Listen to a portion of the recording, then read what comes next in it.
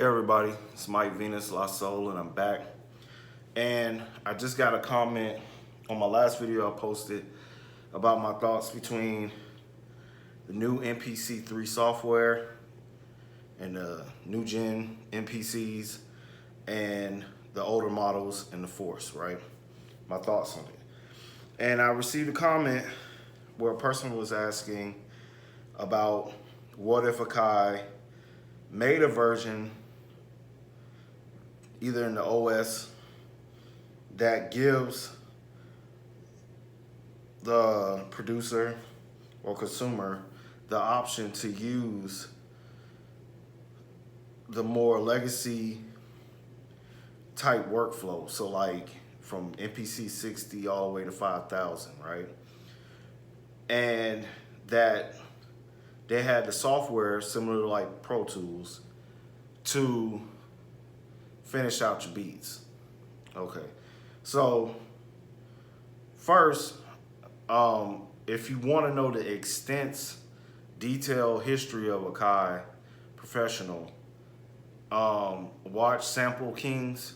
He went into it and how the business, that particular company and business has changed hands. They have had different designers of the devices, and that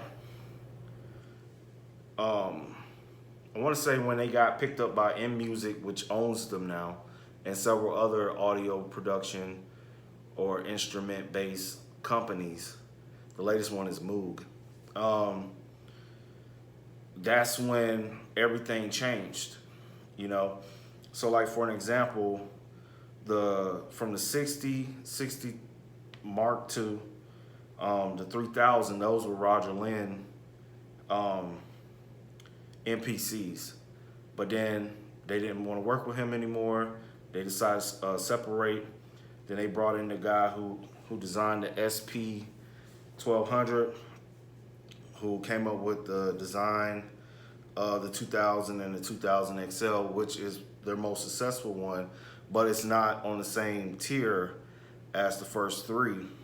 And then the company got sold again, and then wasn't the DJ company, Newmark, they got them, they bought Akai and they created the 2500, 1500, and the 4K and the 5K, right?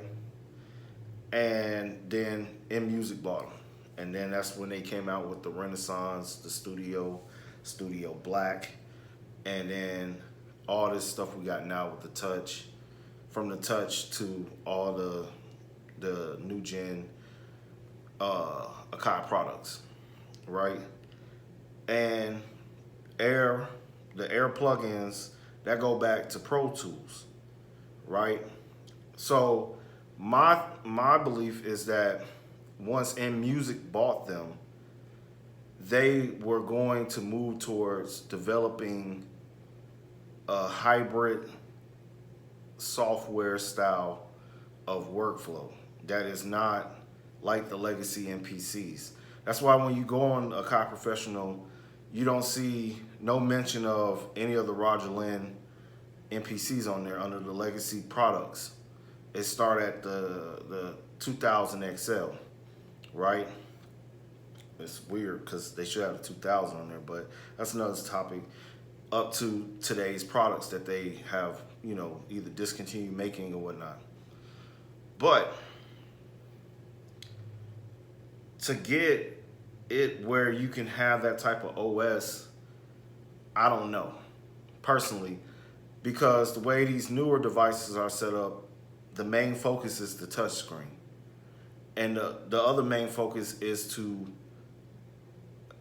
potentially move people to using a hybrid setup where they're using their MPC Force or any other modern Akai product in conjunction with the software, which is now the three MPC3 software. So them making a MPC on the quality of like their predecessors, like from the 60 to 5K, I don't think they're gonna do it because you got to think, like right now,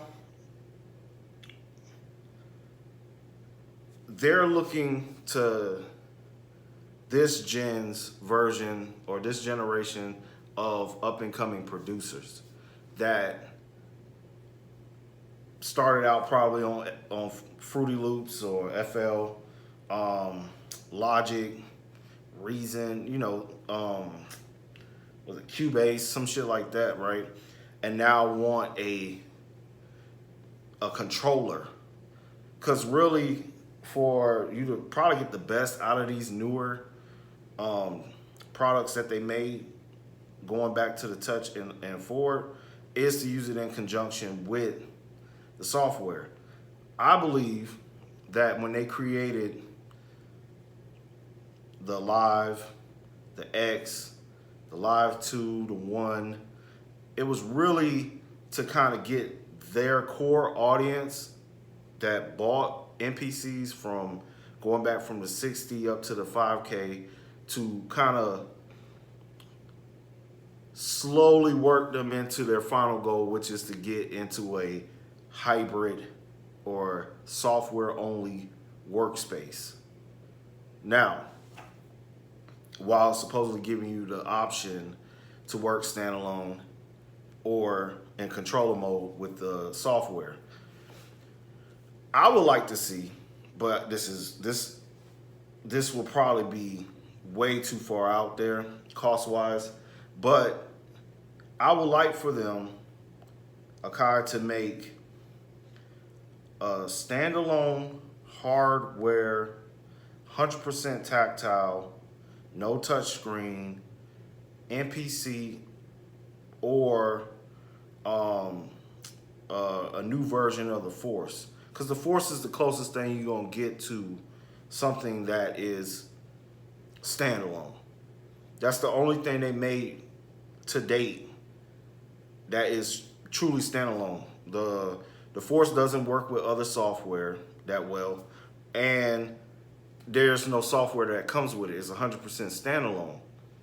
So they will have to make an MPC or a Force 2 that is in that fashion of 100% standalone with the tilt screen, with the dedicated buttons or button combinations, but everything's tactile with better converters, audio to digital and digital to audio converters that are of higher quality to get a better professional sound, and a well-built device that's made out of metal, not just plastic or aluminum, you know what I'm saying, but something that's durable, that can endure like the legacy MPCs that were built from the 60 all the way to the 5K, the 5K. So with the option to use the software, but I don't think they would do it because, to be honest, the Force was that. You know what I'm saying? Like, the Force is a standalone device, but there's no way you can work with it in the software or with other DAWs and stuff. It's very limited in what you can do. You know what I'm saying? You got to do some like wizardry to get it to even somewhat work well with software. Like, I have to take the MIDI out of the Force, come into the MIDI input of the MPC 2000 XL, and then use this like USB to 5-pin dung mini connection to hook it up to my computer so that I could control the software. I have to do an additional step. You know what I'm saying? Which is not that good. And then secondly, I think the other reason why they won't build something like this is because people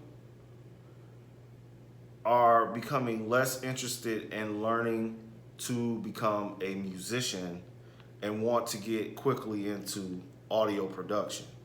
Because really it's separate. Like MIDI and audio are two separate things. So think of MIDI as the musicianship where you're writing, composing, you know what I'm saying? Either if you drawing it in or you playing it, that's still composing. That's dealing with MIDI. But audio deals with the sound quality and how to manipulate and mix and, blend sound so that it sounds good to the ear, to the consumer. That's two separate things. And I don't know who's running that company or coming up with these ideas, but it's like whatever anybody thinks of, they just throw it in there without really getting a survey or the opinions of others to see if that's something they want. So now, like I said in the last video, you got a lot of people who grew up, developed a very solid workflow on the MPC workflow from the legacy MPCs, now have to learn a whole new way of working on the newer ones. And they didn't have an option to. And I feel like if you're going to do something like that, you should still leave it so that there's an option, not forcibly making people convert and utilize the software so that they can basically use their software, which personally I find their DAW and the computer software to be more complicated, and is just, I don't have the energy or the time to be trying to learn that shit. I just want to get to composing. You know what I'm saying? So, yeah, it's that the lack of musicianship. So MIDI, that's why MIDI isn't really emphasized. The other thing is a lot of the people that's getting into music production wouldn't really be able to afford professional grade level quality equipment. It's expensive. You know what I'm saying? To start out. You know what I'm saying? You got to work your way up to that. But a lot of people want to hit the ground running. And that's what a DAW, especially something like FL, which is very like affordable, and you get lifetime updates. It's kind of like for the same price to buy like one of these cheaply built, highly overpriced MIDI slash MIDI controller slash standalone device, you could go get a decent gaming laptop, purchase a license for FL, and just learn that. You know what I'm saying? And that's what they're really competing with. They're competing with FL, Ableton, and probably even Logic. Cubase, Bitwig, stuff like that. Probably not. They're not there yet, but those are like, Ableton, FL, Logic is like top 3, and then they're trying to compete in that arena, right? So to get an MPC where they make an OS that allows you to use the screen and workflow of a legacy MPC and have the option to choose to use their software to finish your projects, I don't think that'll be in their view of what they want to do. And that's why I said I feel like a lot of people who were hardcore fans of the NPCs and were willing to take a chance to learn get a newer NPC, probably because they're tired of I don't feel like it's slow, but the workflow, they feel like it's moving too slow. They want to get the latest thing. It's not for them. They're not the target audience. The target audience is people who don't know anything about music production gear, who aren't musically inclined, meaning how to write and stuff. Because think about it, like you got pad mode where you can push a pad and it plays a chord for you.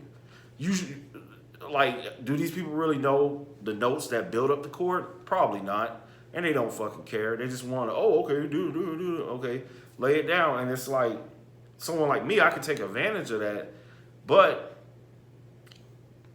I'm losing and sacrificing sound quality with these weak converters, muscle memory, and familiarity of the device, because now I have to engage with the touchscreen, and the software is not the best out there, and it's buggy.